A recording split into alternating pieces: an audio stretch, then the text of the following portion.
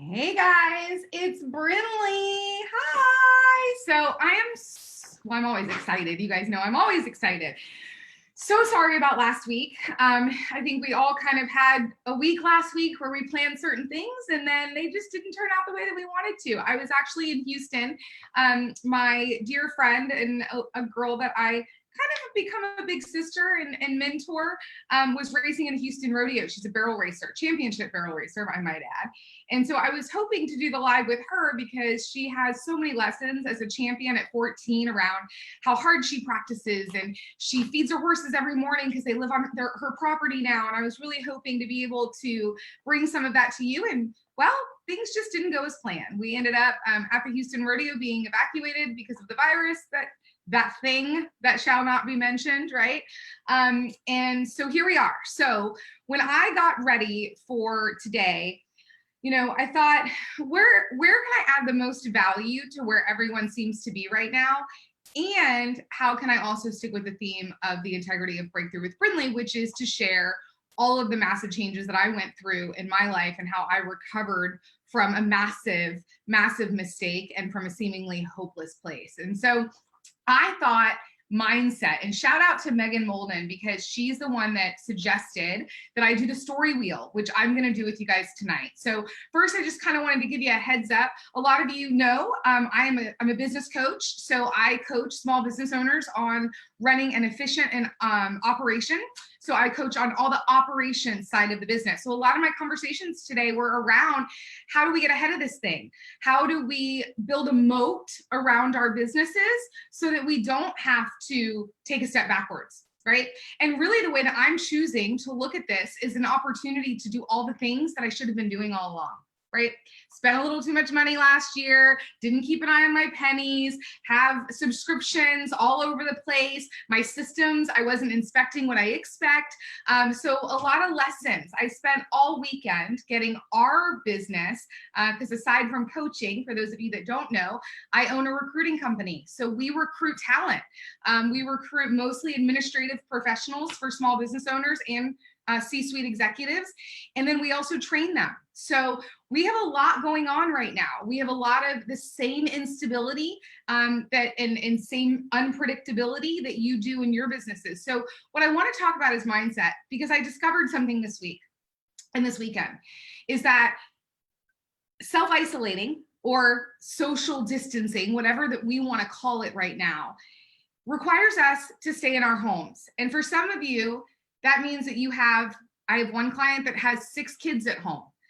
For some of you, that means being by yourself, like me. Some of that is your mother might live in close proximity and you may have that dynamic going on. Whatever it may be, is that when we're alone or when we're locked down, it is the perfect opportunity for our minds to go crazy. It's perfect. It's a perfect time for negative thoughts and all sorts of things to creep in. And what I found was I would go through these waves this weekend where I'd be really excited about the opportunity and what I could do to help people through this and what I could do to change the business and to streamline. And then I would get this moment where I would feel this really heavy weight on my chest and I would freak out and I would go, oh my gosh, I'm not set up to lose income. I'm not set up for my business to not survive this. And then I would go back, right? Now, there's a couple things that I would do when these things would arise. And what I found was it was the same tools that I used 8 years ago when I was facing a lot of time in prison. I was facing a lot of fines, probably about $50,000 in fines, another $30,000 in credit card debt that I had accumulated. And now I was homeless and jobless. And what I did for my mindset back then. And the first thing I want to talk about is your first thought versus your second thought. You are not responsible for your first thought. Your first thought is always going to come. You are responsible for your second thought. And so what I had to start doing was I had to train my second thought to tell my first thought, we don't think like that anymore. We don't think like that anymore. We don't think from a place of victim and scarcity and negativity. We think from a place of positivity and gratitude, because we know that every day on this earth is a gift and this is all temporary. It's all temporary. So I have a choice. Do I want to allow my first thought to take me down a path that can lead to a very dark place, which I may never recover from? Or do I want to teach my second thought to automatically tell my first thought, we don't think like that anymore? And when I would walk around my house during this time and I would think, I don't want to get out of bed. I don't want to live. I don't want to get on another public bus and have another massive seizure on a bus. I don't want to do all of these things anymore. I would have to train my first thought and go, and I would literally shake my head and say out loud, if you lived with me at the time, you probably would have thought I was crazy. Well, I kind of am. And it would have improved. And I would shake my head and say, we don't think like that anymore. We don't think like that anymore. Until over time, those first thoughts, they still came, but the amount of time in between them separated. And then all of a sudden, there were more positive first thoughts than there were negative first thoughts. So I challenge you today. Are you listening to your first thought around everything? Are you listening to the doom and the gloom? Or are you saying, how can I turn this into a positive? Because what we focus on expands. So this brings me to the story wheel. So here's what happens, and I hope you guys can see this. We're trying this little makeshift thing out for a minute. Is if you have a piece of paper, draw a circle.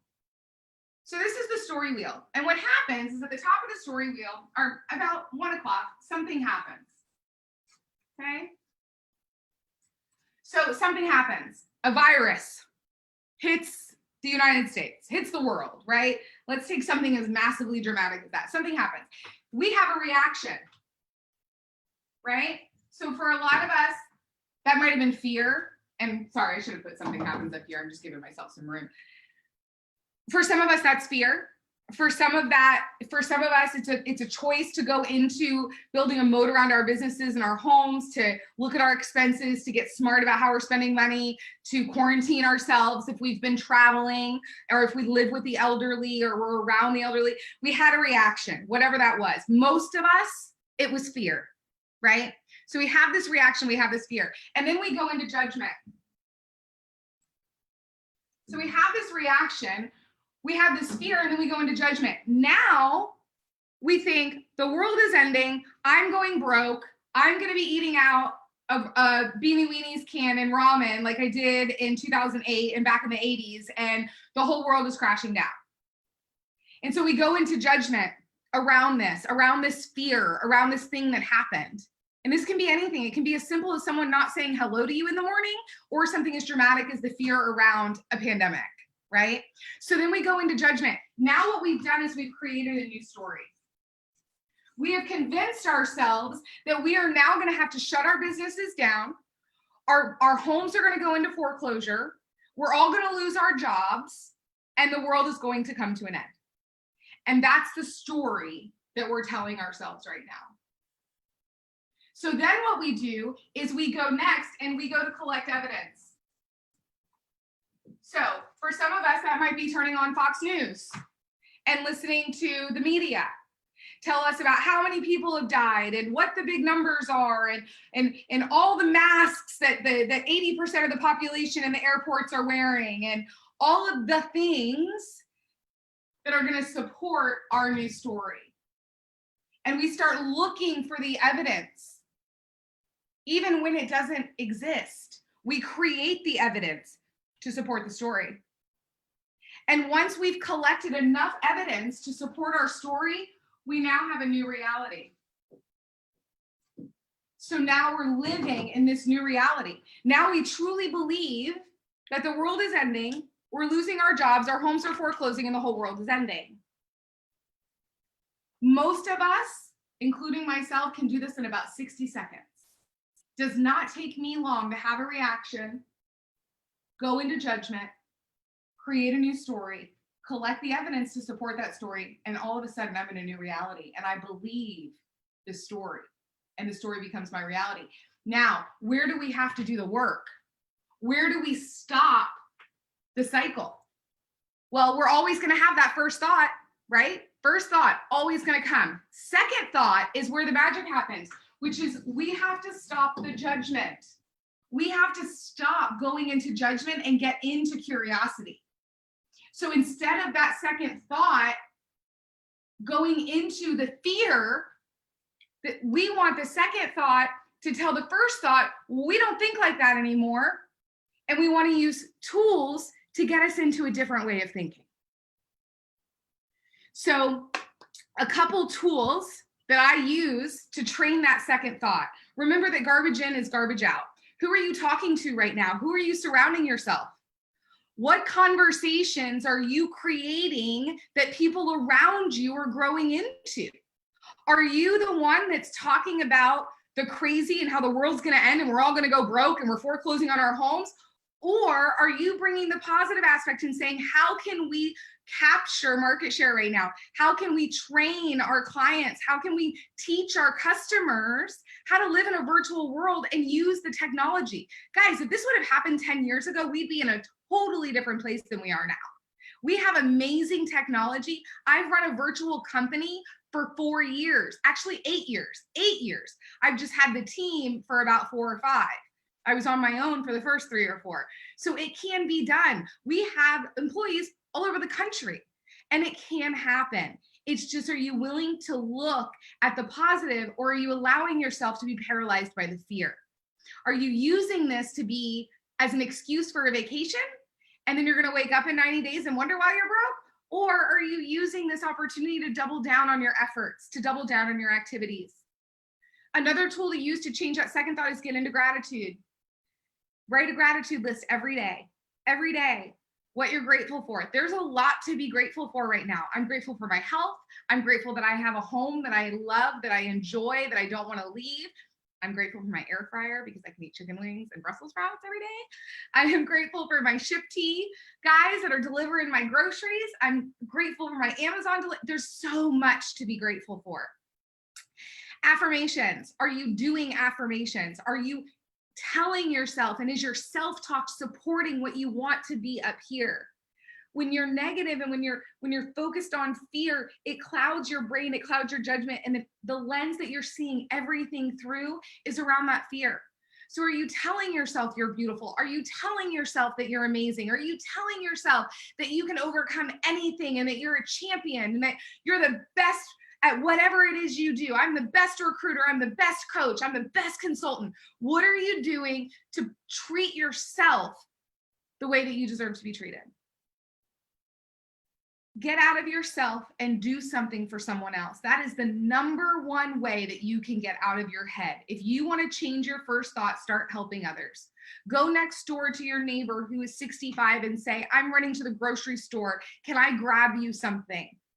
Go to the neighbor that you haven't seen their car move and make sure they're okay. Call your family, do a Zoom call with a bunch of your friends, have happy hour virtually, pick up a martini, call your friends, get their spirits up.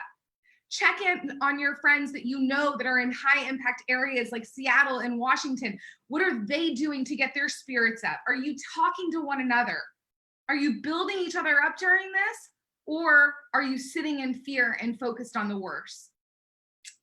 And then the last thing I would add to this is, what does your morning routine look like? How are you starting your day? Because the way you start your day is the tone that you set for the rest of your day. What are you reading? Remember, garbage in, garbage out. Greatness in, greatness out.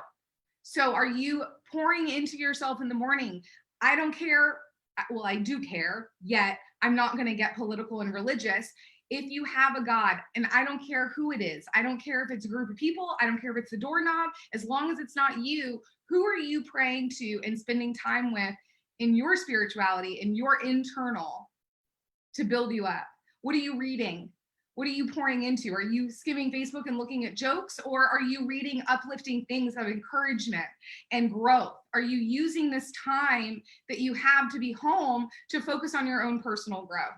Are you doing affirmations? So just ask yourself, everything is a choice. And the only thing that I have control over is me.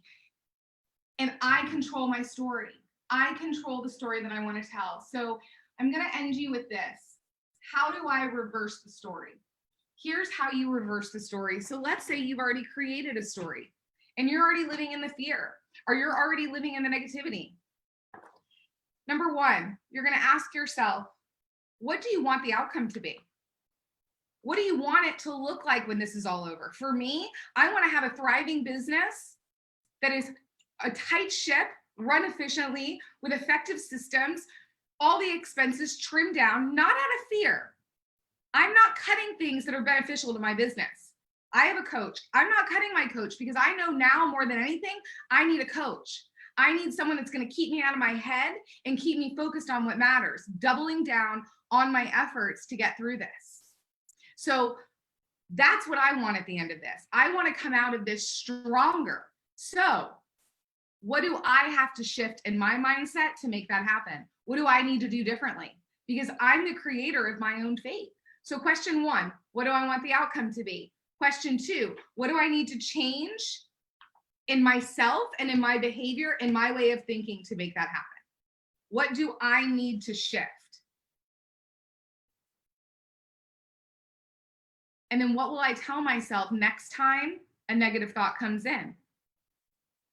What will I do to change that? What will I put in place? So number 1, what do I want the outcome to be? Number 2, what do I need to shift in my way of thinking or my behavior in order for that to happen? In order for me to have that result? Well, I have to get up every morning. I have to be there for my team. I have to jump back into my business. I have to be ready to go. And then what am I going to tell myself next time I don't want to get out of bed and that heaviness comes on my chest and I go into freak out mode?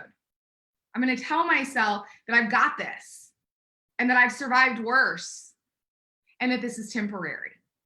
And then I'm going to call somebody and I'm going to laugh and I'm going to look for some positivity in my life because I'm going to change that first thought. I'm going to tell that second thought to tell that first thought, we don't think like that anymore. So I hope this was helpful. I know it was a little bit longer than we normally go. If you held until the end, thank you. I hope it was worth it. And if you guys need anything at all, I am actually opening up my schedule to do some group consulting around how to structure your virtual business. I had a call today with an attorney, and it really made me realize that there's a lot of small businesses that don't know how to operate virtually. So we're going to be doing a webinar next Tuesday. The marketing will be coming out here shortly.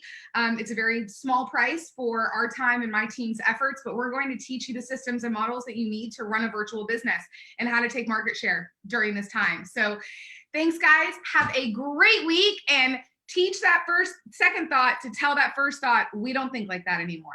Bye, guys.